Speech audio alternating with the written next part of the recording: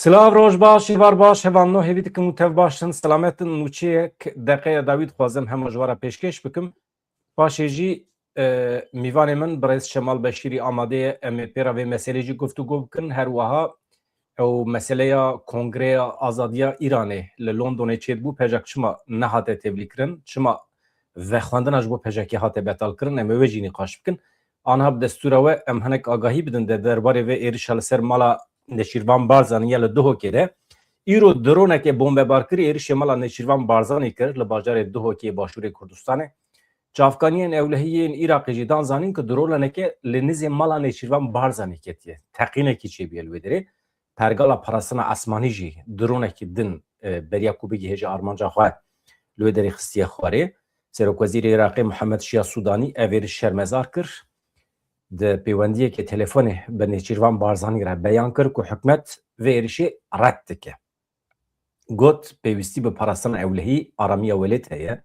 Sudanî biryar da ku tîmeke ewlehî û pîşeyî ya hevbeş ji hikûmeta Bexdayê ji hikûmeta Federal ya Başûrê Kurdistanê ji bo lêpirsîna vê bûyerê were ava kirin. Aliyên êriş pêkanîne wê werin eşkere kirin, tedbîrên qanûnî li dijîwan werin girtin, dibêje Şia Sudanî, Muhammed Şia Sudanî. Niha ji gelek derdorê netewî û navnetewî peyam hatin. Telefonê Nêçîrvan Barzanî kirin. Ev mesele, ev êriş şermezar kirin. Ji Manuel Macron, Serokkomarê Fransayê bigire heta Dem Partiyê. Gelek kesan. Telefonê Nêçîrvan Barzanî dikin û jê re dibêjin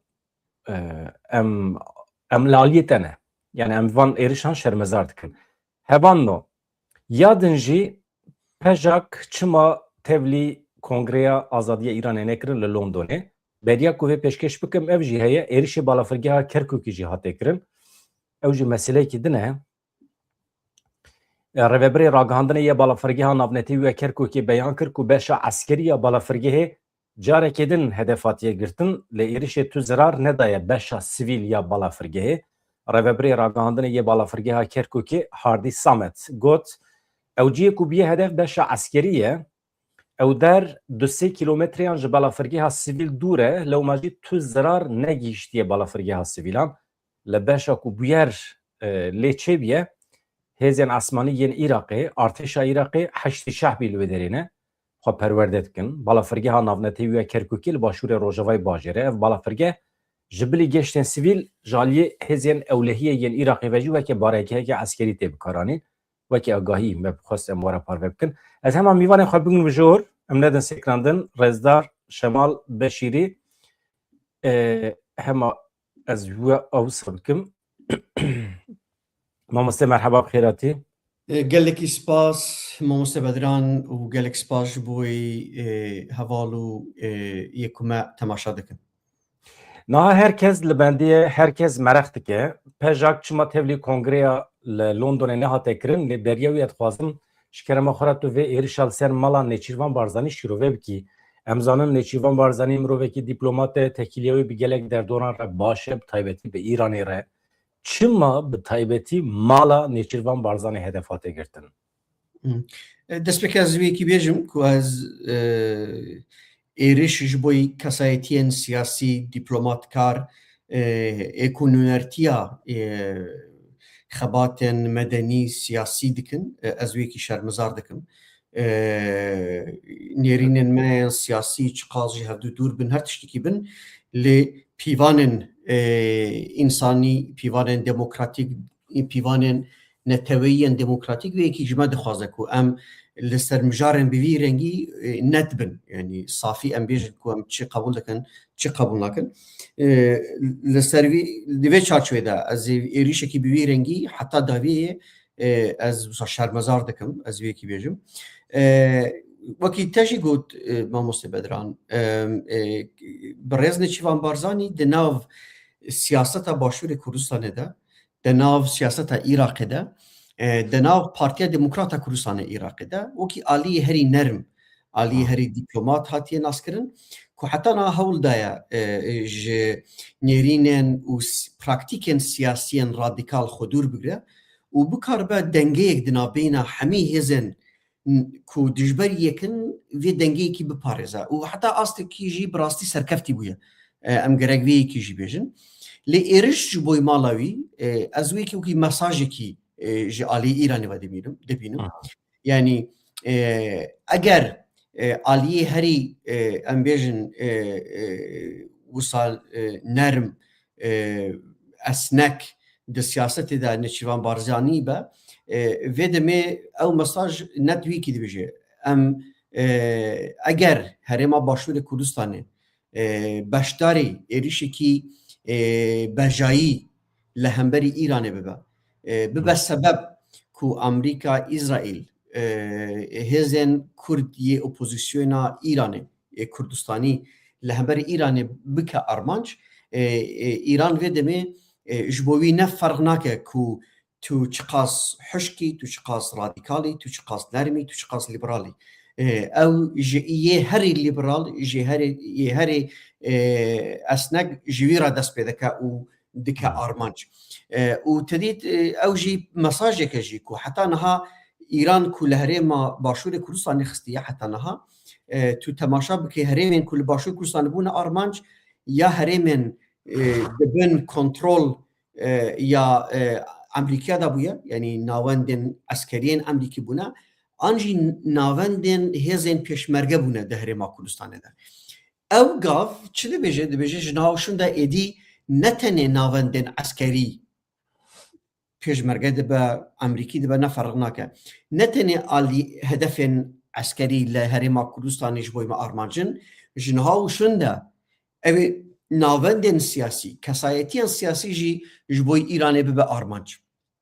tedî tena mesela behsa êrişa ser balafirgeha Kerkûkê jî kir îro min raporek dixwend yek du sporên aliyê eskerî wisa lêkolîn kirine ku di meha borî de ku şerê İsraîl Amerîka li hemberî Îranê hatiye dest pêkirin Îran kîjan noqta kiriye armanc gor ew rapor dibêjin Îran wisa çep rast li her derekî nexistiye xuya her êrişekî ku Îran kiriye tam li gor stratejiyek ku ji berê ve li ser wî wisa amadekarîkirine ew cîha ji xwe re kiriye armanc ew cî çi ne ew cîyên ku bi her awayekî derfet îmkan dide Amerîka û İsraîl ku ji aliyê ezmanî ve Îranê bike armanc yani çi ew aldiyapiya eskeriya Amerîkî İsraîlî an jî ew infrastruktura eskerî gelek spas binesaziya eskerî ku dibe ew îmkan dide İsraîl Amerîka ku herêmên corbicûrên Îranê ji ezman ve bike armanc Îran bi taybetî wan dira xistiye armanca xwe û li wan dira de ye û balafirgeha eskeriya Kerkûkê jî yek ji wan e îro serê sibe li frokexaneya ya an jî balafirgeha Eribistanê Siûdî li Riyazê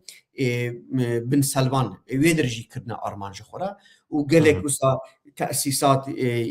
tiştên teknîkiyên balafir û êrişên ezmanî jî li wê derê bûye armanc yani ew xuya ku bi van êrişên ku ji roja duh dest pê kiriye em derbasî qonaqekî nû ji êrişê dibin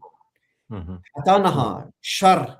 çarçoveyekî wê snûrdar hebû û hewl dida hînek navendên taybetên eskerî ji xwe re bike armanc ji do şûn ve bi taybetî piştî ku İsraîl navendên pîşesazî yani sanat yê Îranê teknolojiyê sanayî kiriye armanc ji nav şûn de êdî Îran jî ne tenê navendên sanayî dike armanc êdî ji nav şûn de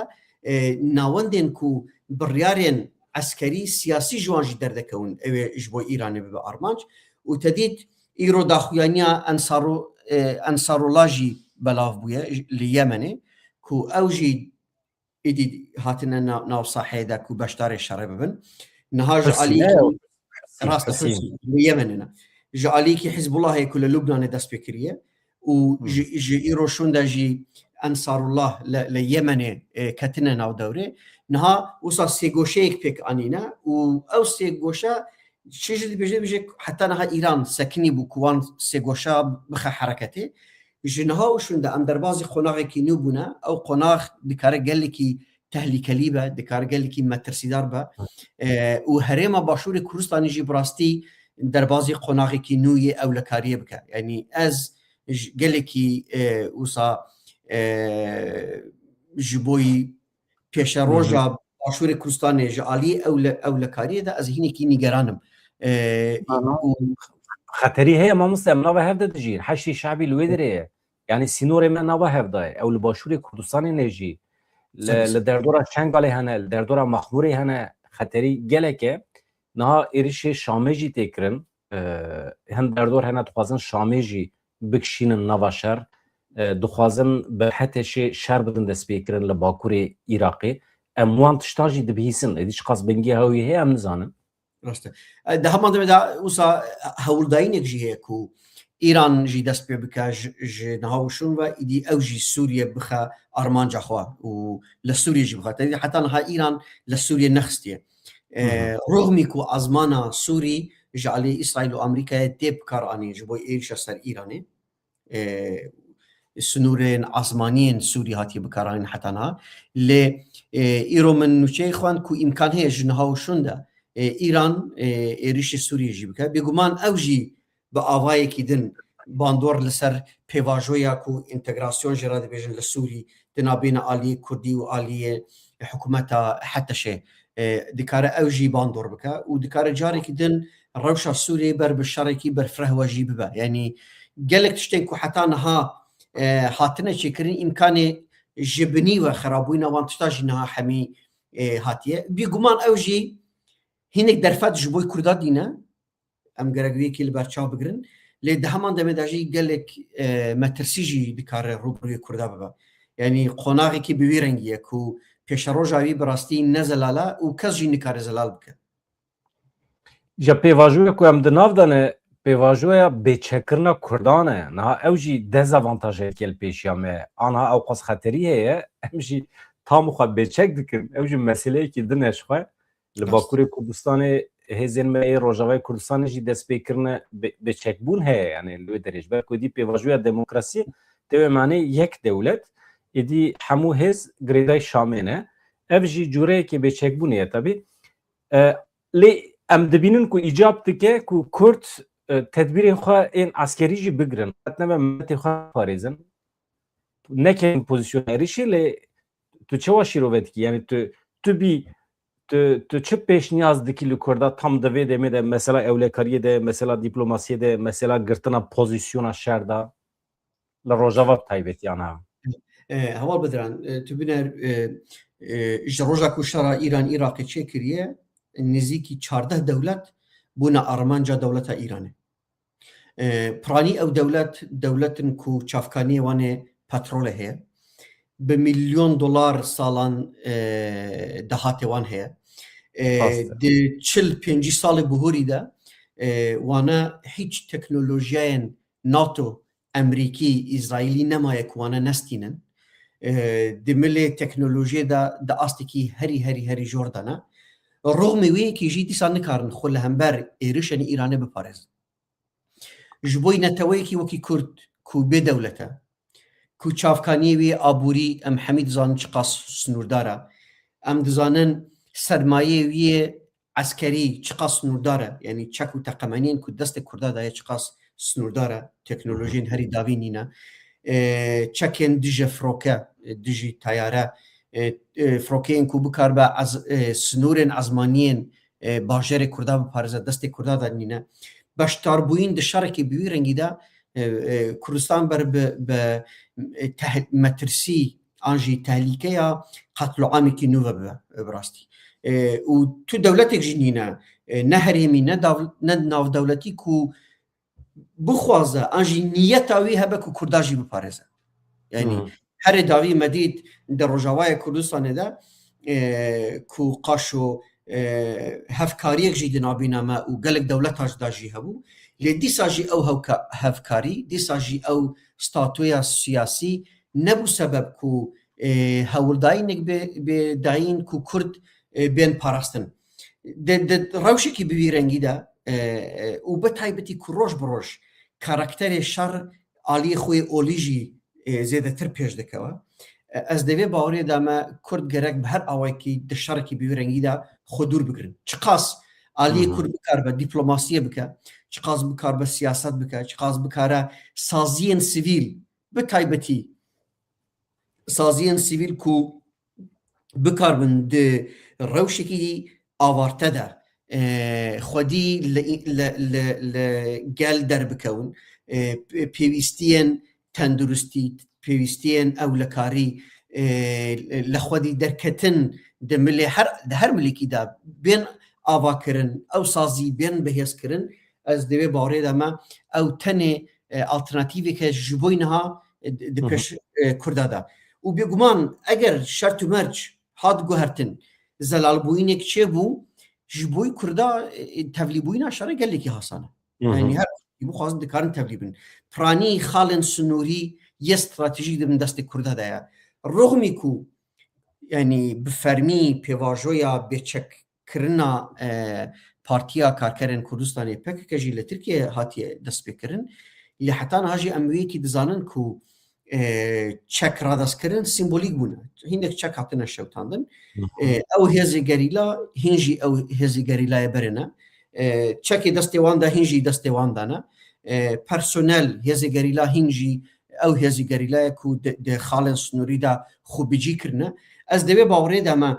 ew şer zelal bibe ku bi awayekî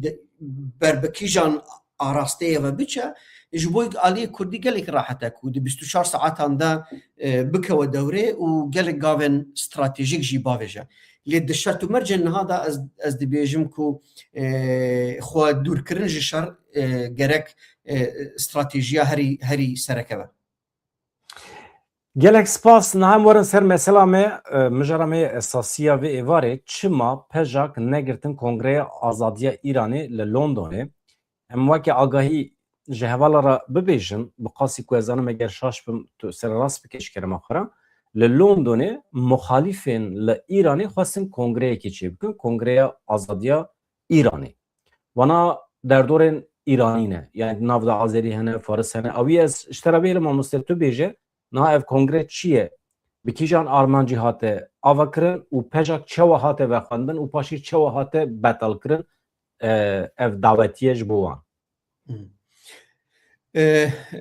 wekî te jî got tedît partiyên opozisyona Îranî yani partiyên hemberî Îranê gelekî belav ne û bi deha partî bi deha rêxistinên cuda cudayên siyasî li hemberî Îranê hene lê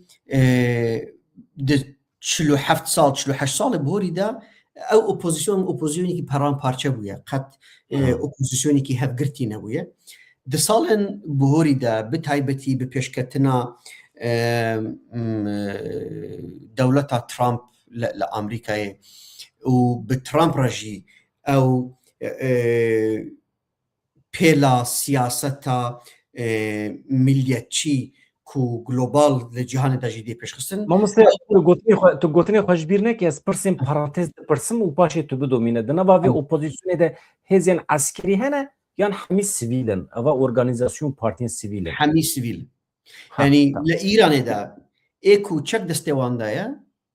tenê Kurd û Belûçin bi fermî tamam rûxmî Kurd û Belûç tu opozisyonê Îranî çek destî wî de nîne salên bihorî de hînek partî an jî hereketên Arab jî çêbûne lê hêzekî wan ê çekdariyê fermî tune ye wisa yek dû çalakiyên eskerî wekû şexs li hîndek bajara de kirine lê bêjî partiyek hebe û ew partî aliyê xwe ya eskerî hebe û struktûrekî wî hebe yani îşleyîşekî wî hebe tiştekî bi wî re tune ye tenê Kurd û Belûç hene lê di navbêhna Kurd û Belûça de jî opozisyona Belûç opozisyonekî ne sekûler e opozisyonekî dîncî ye yani Sunniyên radîkal in ku gelek cara ji aliyê welatên kendav yani welatên wekî Erebîn wekû Qeter tên piştgirîkirin سلفیست پرانی خو سلفی جی دنوانده هنه نه انیک چی کرنه دناوی انیه دا سلفی هنه اکو نزیکی وسا القاعده هنه دنوانده پشرا سنین نورمالن هرمی هنه لی گرینگه چیه کاراکتری و حرکتی کاراکتری کی دینجیه دی ایران دا تنه کرد هیا کو هزیوی عسکری هبه و حتی استراتژی او هزیوی عسکری هزی کی سکولاره يعني ندينجي يعني مودرن مدني لغوري جهاني لغور طبعا انا بيجن حركه كردي جي لايران دا جي ودملي تجربه سياسيه جي ازويكي بيجن كو حركه كردي جي حمي حركه دي ايران دا هم ديروكي وان قالكي دورو درجه هم ديروكا وان بارتي بوينه جهر آلیکی دور درشتره بتایبتی کو بردوام بوده یعنی تدی لایران جی پارتی کمونیست هبونه پارتی توده مثلا یا مجاهدین هبونه دیرو که وانه گلک دور درشه لیوس حرکتن کو بردوام دکارو خبات و تکوشین دابوبن تشتکی بویرنگی نینه مثلا د قناغی که ده هبونه تصفیه بونه پرجاهاتن دروی ولاد کارو خبات خو بردوام کرنه لی اپوزیسیونا کرد تنه اپوزیسیونا کو تایبت مندیوی هیا و دناوی دا جی ده هرما کردستان ده دسر آخو کردستان جی هیا یعنی هبونا خو پراستیه یعنی ام گرگ بچه بگرین و لگور راپورا کو CIA بلاف کریه راپوری که CIA هیا کل سر اینترنتی هیا دناو وان پارتیا دا جی دی بیجه سال 2014 شونده يعني دي 12 سال بهوري ده صدي هفته إيريشين كو بارتيين كردي لهمبر إيراني كرنا صدي هفته وي PJAK كريه يعني أوجي رول بيجاها PJAK دنا أوبوزيسيونا كردي نشان ده يعني أكتيف بونا تفجيرين سياسي كرد راست كوش قاس أكتيفة وش قاس د ساعات كردستان بس سکولریزم کر ام دزانن کو سازی دزگه پارتین سیاسی دشبن جواک خواه ل ایران جی جواکا هری سکولر کو هری مدرن دیسا نکردن گلو نزانم ويكي بكو لكولينك دوين بليدانينا لي براستي لكولين هي نها بيرا من هات هينك لكولين هنا كو ديفيجن دما شورشا قالن ايراني كو 1907 نهچي بو تايبتمندي اولي يوان سرهلدان لهر دري قالكي دي بيش دابو لكردستان كم تربو از ديفيجن فيدمي لكردستان جي تايبتمندي اولي هبو دي بيش دابو لي پرزگريكا نتوي يا كردا جي پرزگريكا وان ديني لپشتر دابو ده هندي قناغه دا پرزگريكي كردا انجي ناسنامه كردي اولي وسا باراليل بهفره هاتيه مشاندن لبتايبتي لبيس سال بهوري دا ناسنامه نتويه كردا ده هازه تر پیشکتیه يعني پیش ناسنامه وان اتنيكي كتيه ام گرگويكي بيجن اموار لندن اف نهار لندن او بارتي هاتنا قال هفدو لقول رابور كو ديسا ايرو بلاف بويا دبيجي بري مجي وصا بيستبو ومن وصا جي باور كريبوكو او اني جالي هينك سرمایه دارن ایرانی فینانسه دبه و دی قال هفدو و کنگریکی آوادکن چما من دخواست ای بیجم چما او هولداینی کی بیرنگی هی تدید کره شاه ایرانی هی کره شاه بهوری ایرانی هی پهلوی جراتی بیجن تمام او ایرو بوی نونرا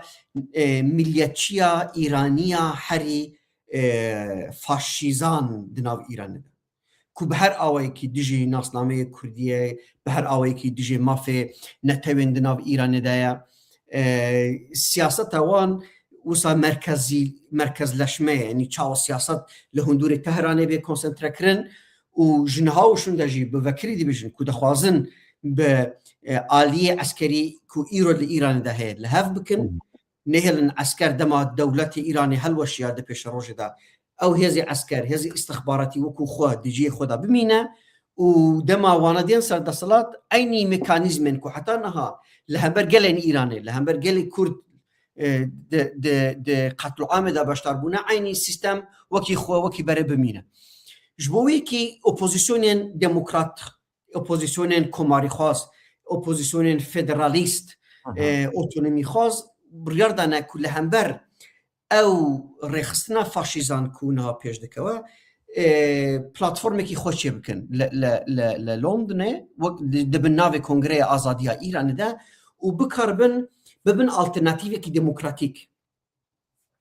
لیدی ساجی ایرو من گود او راپورک بیرنگی بلاو بویه که او کنگره نه جعالیه هینک سرمایه دارن ایرانی دی فینانس کرن وسا شریکه کی امریکی هست که آیپاک رخصتن لوبیا اسرائیل لامریکا که بوان را لتکلیه دایه وانا فینانسیا و کنگره آزادی ایرانه لندن کرنه که او انی پیگ بی او گله گرینگش برکو دفرمیت ده اسرائیل نشان دایه که پشگیریا کرشاه ایرانه دکه و وانا وکی آلترناتیوی که ارینیش بوی پیش روژا ایران ده ناساندن لی اما ترامپ وکری گوت از وی جامری نخوازم گوت ترامپ گوت از وی گو نه اویگونه که از نهاوی ببینم و از باور نکم او آلترناتیوی که باش به لی ایرو جوینک اگر شاش نبم لتگزازه هی که همی رخستنین کنسرواتیو یه امریکی کم دبن او یاپیا ترامپ و حرکت ترامپ لو دره ما في اخفتن دانا كرشاه ایرانی ما في اخفتن دانوی و اوجی وکی پشگیریه کی نه راست جعالیه ترامپ جبوی کره شاه بری ایرانی و ساجی تماشا دکن لی تشتی که من دخواز اشترابیجم حواله بدران چیه اگر او بلگی که ایرو بلاو بوی راز به که وسا خویه راسته یعنی لوبی اسرائیل لپشت کنگره لندنه ویدمه او جی نشان داده که وانا فهم کرنه او ظلم یعنی پهلوی کرشاه بهوری ایرانی تن سر خو نکاره به آلترناتیو یک جبوی پیش روژا ایرانی هی زوی تیریناکه و ایران و ملت ایرانی جی نکارن دبنسیا حرکتی که وسا فاشیزان بکاربن بین نونرتی کرن و بین رخصتن کرن جبوی که پیوستی هاتی دیتن که پارالیل به پروژه را پروژه که دنجی به لدارخستن و او پروژه اوه کنگره آزادی ایرانه او کنگره جروجا دست بکه به پجاکی را تکلی چه کریه به کلک پجاکی را به دو پارتی اندین کردی را جی تکلی وان چه بویه حزب دموکرات کردستان ایرانه و کمله شورشگریا کردستان ایرانه که محتدی روبریا ویده کرد و وانا دو نونر خو دست نشان کرنه که لوی کنگره دا باشتار بن و با آخفن به پجاکی راجی آخفینه و رخصتنی که دنجی هی بناوه کنگره نتوین ایرانه که او جی نزیکی پجاکیه بون راجی آخفینه که او جی بین باشتار ببن و هم جی پجاک هم جی کنگره نتوین ایرانه خواستنه یک نونر خو بدن ناساندن که لوی داره با آخفتن پشکش بکن و بری که بگیجن و آستیجی دانستاندنی که دور درجی چیه بویه که پجاک پروژه پجاک جبوی ایرانی چیه پجاک چه دخوازه آرمانجا پجاکی چیه خواستنه پجاک جی فهم بکن و خویای پشتی او جیوین کوچه بونه او دانستاندن کوچه بونه بریار دانه پجاک به دعوت کرن یعنی پجاک اویگون دیتنه به پروژه سیاسی پجاک جبوی ایران ده پرزگری که وان تو نبویه لی ده 48 انزیکی 48 ساعت بری کنگره آفیش درخستنه ناو پجاکی تدانینه و ناو نونر پجاک و اخافتوان نتوین دموکراتیک ایران جی او جی تدانینه او جی سلدان کرنه گوتنه چی بویه چما بیرنگی چی بویه دست که وصا هینه برسوه نزلال هاتنه داین پجاک اصرار کریه پارالیل به پجاکی راجی هینه دوست و ماموستاین دنجی که هاتنه دعوت کرن روشنبیرن کرد Azerî, Fars yedin jî ew jî ketine dewrê. Çima PJAK hatî derxistin. Bersiv wisa derketiye ku nafermî, yani ne bi awayekî fermî, gotine her du aliyên Kurdî Hizba Demokrata Kurdistanê Îranê û Komeleya Şoreşgerên Zehmetkeşên Kurdistanê Îranê wane li dijî beşdarbûyîna PJAKê bûne ku PJAK beşdarê vê eniyê bibe. Ew jî دبک و افترا به جبو ناکوکی بخنه و حزب کرده من ji bo wî kî jî ew ket mêjiya min jî wisa yek du hevalên min ku ez jê nizîk wan nas dikim û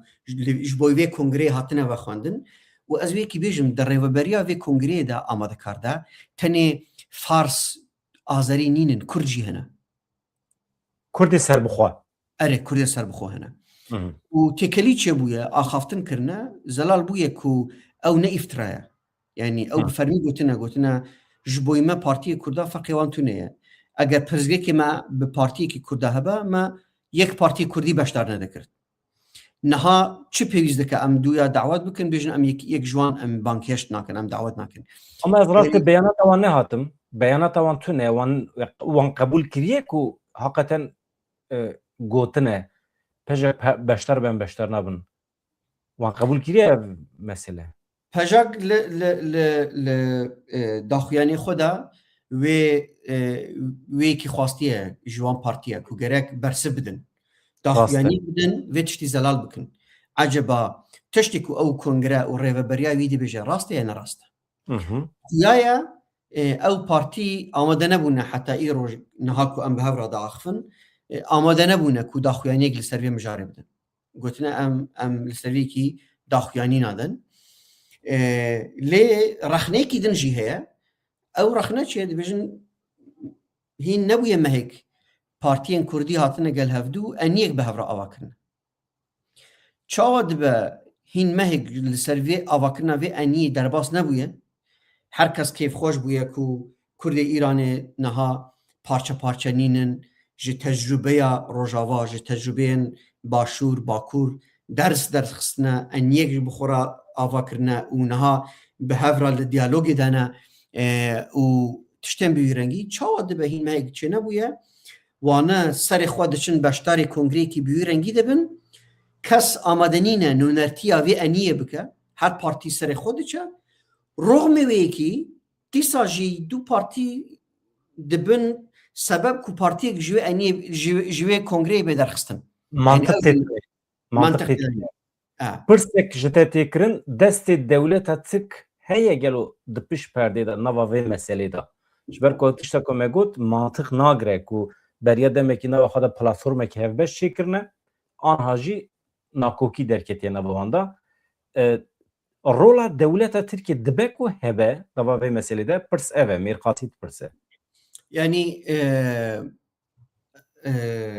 spas ji bo hevalê mêrxasî jî ez bawer min jê nisê bîniye ew mêrxasî. Ez wisa texmîn dikim. Te dît hevalê bediran berê de ez wisa min karê dîplomasî kiriye. 2009 de kongreyek li Berlînê çêbû. Navê vê kongreyê wisa Kongreya Berlînê navgirt. Hemî opozisyonê Îranî hatibûn dawet kirin. Vê demê Kurêşahê Îranê jî beşdar bû di vê kongreyê de û PJAK jî hatibû dawet kirin. Lê vê demê di deqeya Dawît çend sal berê 2009 okey vê demê sê roj çar roj berî ku kongre bê li derxistin me zanyarî gir ku ew du partî her du partiyê Kurdî niha Hizba Demokrata Kurdistanê Îranê Komeleya Şoreşgerên Zehmetkeşên Kurdistanê Îranê bi sê rêxistinên Azerî Türkên Îranê bi hev re di civînê de li dij derketibûn ku PJAK tevlî bibe. Yani vê demê yani partiyên Azerî ketin dewrê bi lê destek ji partiyên Kurd jî girtin وێ دەمێن دێرینێ ئەو بوو و دکارە دەوڵەتا ترک نەڕاستە ڕاست وسا ji aliyê partiyên azerî ve ketibe dewrê partiyê Kurd jî xistibe vê helwestê tedî ji xwe partî Kurd derdekî wan ê bi wî rengî heye ne tenê li hember PJAKê tedî ew du aliyê komele û demokrat dema xwe de ku dewleta şahê bihorî Îranê hat helweşandin û dewleta nû yê İslamî hat ser deselatdariyê Kurdistan hemî azad bû bi gundê xwe bi bajarê xwe û buz bi buz tê vê parçeyê Kurdistanê dibin destê pêşmergeyan de bû dibin destê Kurda de bû di rewşekî bi wî rengî de ew du partî ketin qirgê hevdû bi deha pêşmergeyên hevdû kuştin û pijra jî ew şer bi partiyên din re jî hat meşandin hindek partiyên opozisyonên çepên Îranî û hindek partiyên Kurdî jî yanî li hemberê wan jî ketin şerê yanî derdekî bi wî rengî heye Kurd amade ye bi her kesî ra li hev bike lê dema digêje Kurdistanê amade nîne li atmosferek demokratîk de hevdû qebûl bikin yanî wekî ku dibêjin ew divê xweşxanê de ciyê dû sera nabe yanî îlla gerek ez terê ew jî bûyek ji pirzgirêkên herî sereke temam yanî min berê da jî gotibû ew enî ku hatiye avakirin eniya partiyên siyasiya Kurdistanê Îranê ku min jî wekû gavekî gelekî baş wisa nerxan û min piştgirî jî kir lê dema min wisa bi tedît kakî wa xweşnaw heye ew jî kanalê wî heye ez beşdarê bernameyê wî bûm li bernameyê de min ew got min got tiştê ku wisa ez pê têşim û narahetim ew e ew lihevkirin ew platform ne derencamê wisa pejandineke gehîştinekî qenaetê ye kûrbûyîneke encam derxistineke ji dîrokê û partiyên siyasî bi xwe gehîştine vê qenaetê em bila em bên gel hevdû em ê bibin yek an jî em eniyek bi hev re ava bikin zextekî derekî heye yanî dewletek dû dewlet di vê projeyê de beşdar bûn ew partiya mecbûr kirin ku platformek bi hev re pêk bînin heşt meh civîn kirin ji bo ku bigîjin asta ku ew eniyê bê elan kirin dema tişt ne bingeha tiştên bi vî rengî qenaetên hûndûrîn tune be û zextê derekî be dema ew zext nema an jî dema tu çû ciyekî din tu bi wê zextê tu pê nehesiyayî vê demê tiştekî dike ku tam bi rewajiyê tiştekî ku tu li cihê din tu qebûl kiriye yanî tedî li Kongreya Netewên Îranê li Kongreya Îrana Azad li Londonê re xuya ew zextên dû dewleta ku bûye sebeb partiyên Kurd bên gel hevdû lê ew zext tune bûye ji bo wekî li wê derê li dijî hevdû derdikewin dikewin qirgê hevdû lê pija ve de gerin Kurdistanê dibêjin ka em ê eniyê xwe xera nekin bila em di nav eniyê xwe de bimînin bila em bi hev re kar bikin lê dîsa jî ew enî çima nikare ser bikeve yanî hevalê bediran lihevkirin diyalog proseyên avakirina platforman proseya aştî tiştên bi wî rengî îro di cîhanê de bi xwe bûye bulûmekî zanistê bi seda kitêb li ser vê mijarî hatî nivîsandin bi hezaran nivîs li ser van mijar hatî nivîsandin û îro li hemî zanîngehên mezinê dinyayê îsan diçin di wan bulûma de dersê dixwînin lê mixabin dina Kurda da çi ye herî zêtir di aliyê atîfî de yanî dema em dixwazin meselen bi dewleta Tirkiye re em ê danûstandin bikin hîn lêkolînek tune ye ku eceba lihevkirinekek bi dewletek Tirka re bê pêşxistin ew lihevkirin di milê zanistî de gerek çawa be mekanîzmên wî gerek çawa bin gerek uslubî wî çawa be bal lingê wî yê sivîl gerek çawa be lingê wî yê siyasî eskerî û aktorên ku vê proseyê dimeşînin kadroyên ku hem kadroyê dewlet hem kadroyê aliyê Kurd ku vê proseyê dimeşînin ew gerek xwedî kîjan zanist bin xwedî kîjan alemanan bin ku bikar bin di vê proseyê de serkeftî bin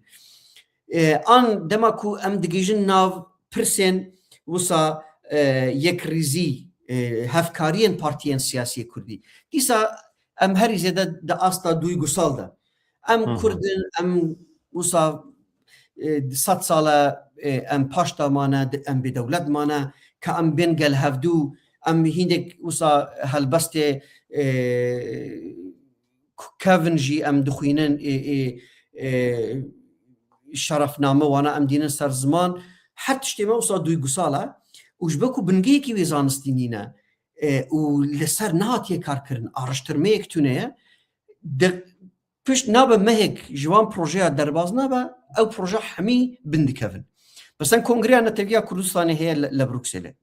او كونغريا جسال 1909 نهاتي افكرن جسال 1909 حتى روجا ايرو او كونغريا از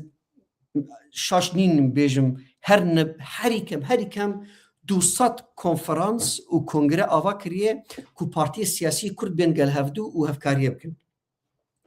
روژه روژان سرکفتن بدست نانیه و روژه روژان جی آرشترمه که چه نبویه یعنی شاشتی ملکو دره ده چما او پروژه ما سر ناکون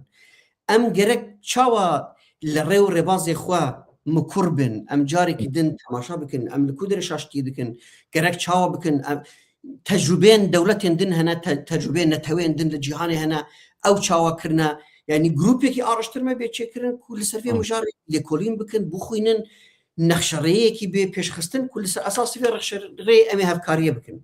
نادنا كردا از شاش نبم هر كم سيا 4 كونغره هي كنا وان كونغره نتويه يكردا مثلا يك جوان كونغره نتويه كردن باكور امريكا وان کنگره داجی حتی نها پلاتفرمی که هفبش بوی هفکاریتونه هر کس دبیجه از کنگره نتویمه لحتی نها پناسی که مش بوی نتوبوینه چیه دما ام اگر ام نتوون ام چاوا بوی نتوبوینه پناسا بکن ام چاوا تعریف بکن چاوا تئوریزه بکن ام چاوا پارتین کردی ام خواه ناز بکن و دما شرط دبه اوقاز فداکاری اوقاز جان فدایی اوقاز اماک رنج دیداین ام چاوا دما پروسه سیاسی دست پیده با ام لیودر ام او کدی خو ام وندانکن راستن یعنی لیجبر او تشتونه او لیوگرتونه نرینی کی وسا زانستی تونه آرشترمه چنابه او داوی داجی خورخ نکرنک جینای پیش خستن مخابن هر جار گل کردستان به هیوی دبه و مهک دو مه درباز نبه هیوی وی دسادش که جاری که او هیوی نوا جواکا مده هیا باکوری کردستان حتی هر دره هم ترسک هیا که او یکیتی خراب به و هم شابونکی هیا وسا ترس پانیک شابون دنوا هفته دمشیت و خمگینی وسا پسیکولوژیا مسیر بنده به نها تو چه هستی که خطری هیه که او یکیتیه کل روشات کردستان چی بیه خراب ببه یا زیده تر بهیز ببه یعنی او نها گردای پارتیان بشتاری یه پلاتفورمه یه انیه یعنی وانا ناستیک یعنی روحیت اوان چوه یعنی روحیت نه روحیتی که دموکراتیکه یعنی اگر اوسا حسا بر پسیاریتیه هبا دما تشتکی بیورنگی چه دبو یعنی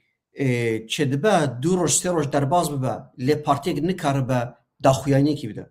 یا جواک کردستانی دو روژا بفکاره نرین پارتیا ما اوه ما تشتکی بیورنگی نکریه هلوستا ما اوه ام وی تشتی شرمزار دکن ام محکوم دکن و ام پارتی کردی گرک به هفرا بشتاره کنگره کی بیورنگی بن ام گرک به هفرا هفکاریه بکن لدما دو روش سه روش درباز دبا بدنگی بردوام دبا و اندام وان پارتیا درد کون رغمی کو تشتکی بیورنگی لورته دایا فکاره که وکی پرنسیپ ما مستگوتنا خوش بیرنه که وکی پرنسیپ نورمال او پلاتفورما که هاتی آواکرن شش پارتین کردستانی نورمال دویا بو وان بریار بدا لسر ناوی پلاتفورم انسان دکار بون تبلیغ کنگره ببیانا چما وکی حزب وکی پارتی چی تبلیغ بی اوجی پروبلمی که دنه madem te yeketiya xwe çêkiriye te platformeka vakiriye meseleyekê netewiya Îranê ye nava xwe de tu nûner hilbijêre bişîne dibe ku ji PJAKê be dibe ku ji pedekê Îranê be fix nake yani komele be nûnerê wê platformê çima neçû kongre çima hîzib hatin davet kirin û hînî car nehewcê ku ji bo her derî îla endamê partiya beşdar bin. Mesela eniyekî bi wî rengî dikare ji bo mînak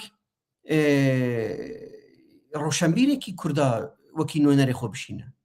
Newsa eger partî nikarin li ser endamekî yek ji wan partiya li hev bikin, mirov dikare delegasyonek pêşkêş bike. Bêje ew delegasyonek diçe, ew heyet ji 4 kesa pêk de, ji 5 kesa de nûnertiya hemî partiya dike û lê derê gotarek de pêşkêş kirin, axaftinek de pêşkêş kirin ku axaftin helwestê wê eniyê. Eger ew jî nikarin bikin, yani ew qas roşenbîrên netewî û demokrat di asta Kurdistanê heye. Yek ji wan meselan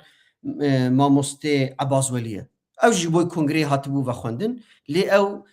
îro daxuyanî de ye ku ew ji ber ku PJAK jî hatiye derxistin, ew wê tiştî mehkûm kiriye, şermezar kiriye û beşdarê kongrê nabe ji ber ku ew wekû nizîkayetiyekî antîdemokratîk dibîne. Partiyê Kurdî jî dikar bû niha aynî helwestê wan hebe. Madem partiyekî Kurdî hatiye derxistin, em jî beşdar nabin. Lê dema bêdeng dibin xuya ku dest tiliyekî wan di navê pirsgirêkê de heye. Ew yek dû jî ew yek ji wan rexne û gazendeyê min ji bo vê platformê bû. Dema hat elan kirin. Wê demê min got çênabe 8 meh civîn çêbûbe. Hinek car di hefteyekî de 2-3 car civîn çêbûne di vê 8 mehê de. Yani herî kem 30-40 civîn çêbûne ji bo ew enî bê ava kirin. Lê dema ew enî dê ava kirin yani programekî wî siyasî tune ye. İşleyişekî wî hundirîn nehatiye pêşkêş kirin, nehatiye li ser wî nehatiye nîqaş kirin. Eger eniyek bi wî rengî bê pêşkêş kirin, ew qas partiyên cuda, bi dîrokê cuda, bi ramanê cuda, bi endamên cuda, bi felsefe û îdeolojiyên cuda bên gel hevdû. Lê li ser çarçoveyek siyasî, çarçoveyekî fikrî li hev nekin, ew çawa enî bikaribe rola xwe bibîne, yani rola xwe bileyze û bikaribe bibe bersif. Yani ew yek ji wan pirsgirêk heye ku gerek eger ew pirsgirêk bê derbas kirin, ew enî neyê xera kirin. Gerek yek ji karê ku berî her tiştî bê kirin, ew e ku gerek ew enî di pirsên wisa stratejîk de dema aliyê Kurd yê Îranê ji bo dewletekî dê bankêşkirin. Gerek ew enî çawa nêzik bibe. Acaba her partî serê xwe biçe ya enî diçe nûnertiyê dike. Eger her partî diçe vê demê fonksiyona vê eniyê çi ye? Çima ew enî hatiye ava kirin? Pirsek hevalekî heye ew jî hema tiştekî li gotina te zêde dike dibe rojhilat weke rojava bila nekeve nava şaştiyekî tişta giring ew e hikûmeteke demkî were ava kirin. Tabî tu şewa dibînî nizanim bila her tişt ev hikûmeta demkî ya Rojhilatê Kurdistanê biryar bide. Tevlîbûna kongran dibe, tevlîbûna şer dibe, biryara şer dibe, biryara aştiyê dibe. Hikûmeta demkî a Rojhilatê Kurdistanê yan jî ya Îranê. Pirse hevalekî heye tu vê çawa dibînî? Yani belî ku em hikûmetekî ava bikin, gerek em bikaribin eniyekî em ê bikaribin vê eniyê bimeşînin. Yani hîn em di sinifa yekê de meserkeftin pêk naniye. Yani parlamentoya Kurdên Rojhilat li derveyê welat jî mümkün e çima nebe? Eger nebe hedefa suîxastên Îranê ew jî heye. Îran rehet nasekine tabii. Sedî sed yani ew yani eger dewleta Îranê wisa helbûşe pirsgirêkî wî çêbibe piştî vê şerê nikaribe berdewam bibe sedî sed gerek hikûmetekî demkî bê ava kirin. Lê em niha nedivê astê de ne. Yani hîn wekî min got 6 partî hene di eniyekî de di platformekî de nikarin li ser tiştên herî besît tiştên herî seretayî nikarin li hev bikin.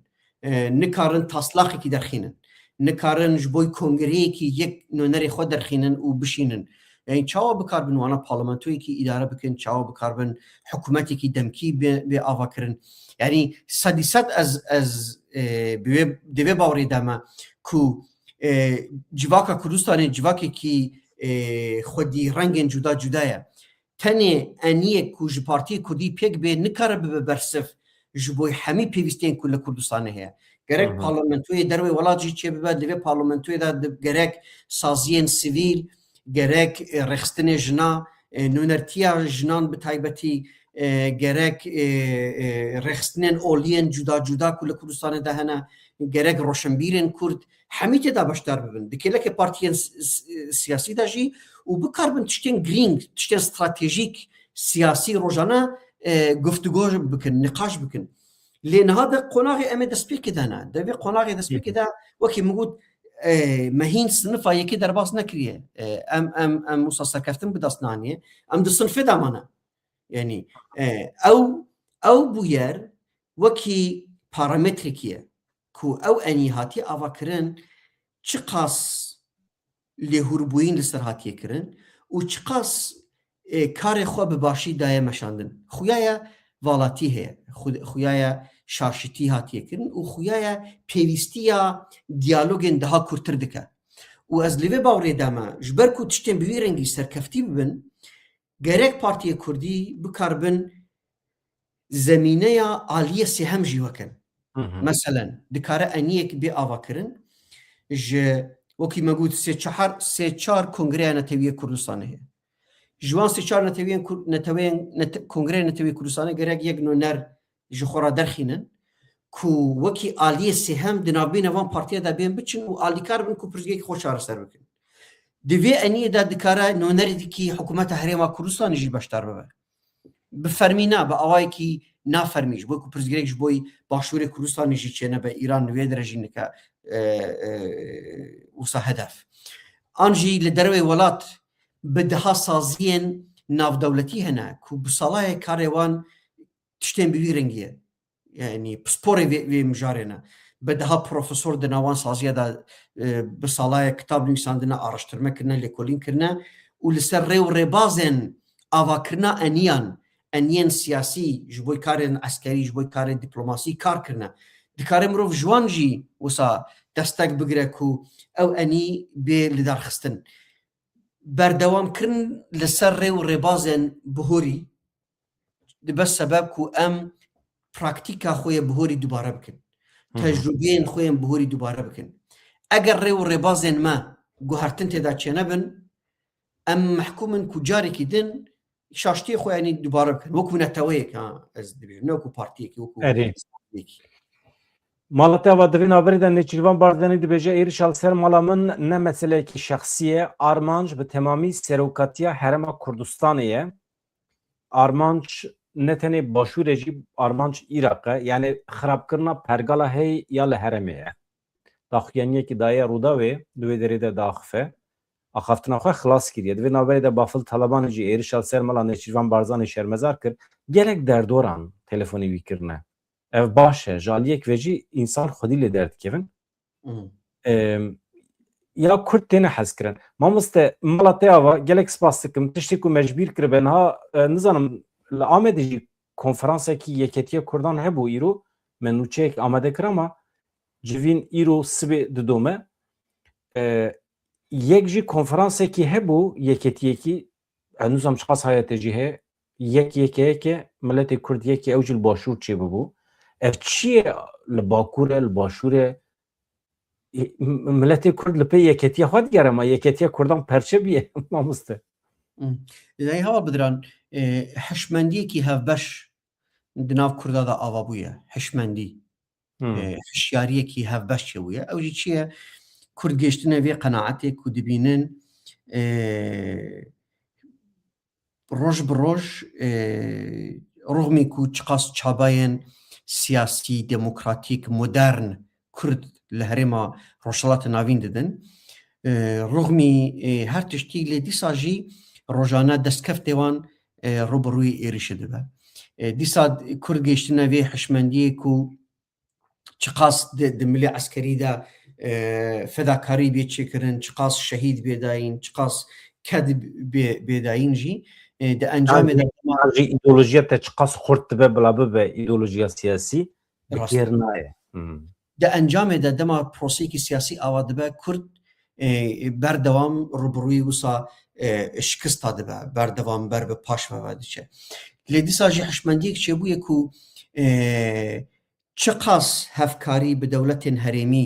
çi qas hevkarî bi dewletên navdewletî de jî pêş dikewin, dîsa jî ew nikare bibe garantoya pêşketina projeya siyasiya gelê Kurd li rojhilatên evîn de. Ew hişmendî bi hevra û bi taybetî tecrübeya trajedîkiya Kurd li Rojavayê Kurdistanê, romî ew qas çaba, ew qas ket, ew qas fedakarî ku Kurd hem ji boî xwe û hem ji boî cîhanê de jî dan û encam ew lê derket ku em dibînin, ew jî di hişmendiya Kurda da bûye wisa hişmendiyekî gelekî trajedîk. Ji bo wê yekî çareserî niha dema te dît heta niha çavê me li derve bûye, niha Kurd giştî wê qenaetê gerek çavê me li hundur li ser xwe be. Ew jî gelek gavekî baş e, hişmendiyekî gelekî bi nirx e, yanî der encamê 100 sal siyaset û dîrokekî pir ji trajedîk gelê Kurdistanê ye. Ji bo wê yekî em dibînin niha wisa roj bi roj konferansên li derxistin, lê di heman demê de jî em ê zêde wê tiştê romantîk nekin. Tiştek jî heye di navbeyna aliyên siyasî yê Kurdistanê de jî têkoşînekî siyasî îdeolojîk jî heye, yanî bernameyên siyasî Kurda jî di nav xwe de jî li wisa li têkoşînek li hember hevdû de ne. Vê demê eger projeyekî netewî pêwîst e, ew netewîbûn gerek çawa be. Kî ew netewîbûyînê gerek pêşkêş bike, kî vê netewîbûyînê gerek pênasa bike, terîf bike. Pîvanên vê netewîbûyînê kî ne, sîmbolên vê netewîbûyînê kî ne. Vê demê her aliyekî niha dixwaze di milê xwe de vê tiştî dagire, hundirî vê tiştî dagire, vê projeyê dagire. Ji bo wê yekî em dibînin li Ewropa te dît berê mesela tenê Partiya Karkerên Kurdistanê li Ewropa Newrozên girsey li dar dixist. Niha îsal me dît ku li Frankfurt yek hebû li Bonê Newrozekî din hebû. Partiya Demokrata Kurdistanê Iraqê vê projeya Frankfurtê Bonê dida meşandin, Partiya Karkerên Kurdistanê Frankfurtê dida meşandin. û rojane jî li ser sosyal medya wisa bi taybetî min gelek wisa fîlm dîtin ku tu biçî Frankfurtê Tirkî heye, ala Kurdistanê nîne, tu bê Frankfurtê nizanim Kurdistanî hene, netewbûn hene, zimanê Kurdî heye. Yanî xuyaya niha carekî din têkoşîna partiyan di mijarê netewî de dîsa dikeve qarşî hevdû û em gerek bibînin ew jî nexerabe ha. Eger ew têkoşîn demokratîk be